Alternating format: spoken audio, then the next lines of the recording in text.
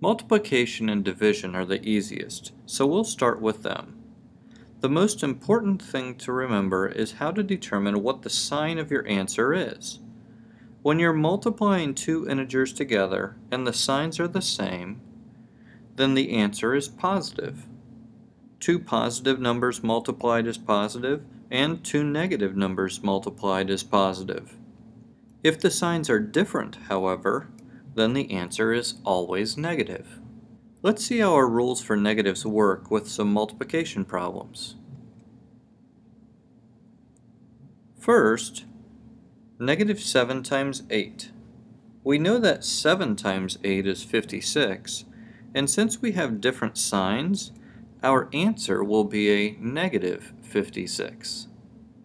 For 9 times negative 6, we know that 9 times 6 is 54, and the negative with the 6 makes our answer a negative 54. Here we have two negative numbers multiplied, negative 7 times negative 12.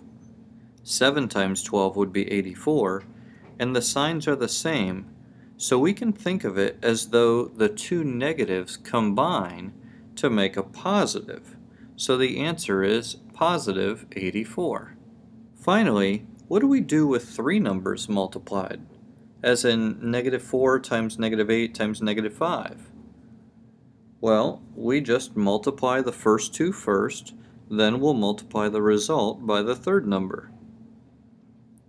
The first two numbers are both negative, so when we multiply negative 4 times negative 8, the two negatives combine to give us a positive 32, which we'll then multiply by the negative 5. For 32 times negative 5, the signs are different, so the answer is negative. Since 32 times 5 would equal 160, 32 times negative 5 is negative 160. Notice from these examples that if we have one negative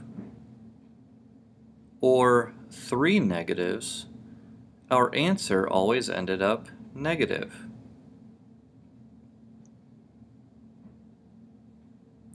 However, if we had two negatives, our answer ended up positive. This is evidence of an extension of our rule. If you have any number of values being multiplied or divided together, if there is an odd number of negatives, then the answer will be negative. But if there is an even number of negatives, then the answer will always be positive.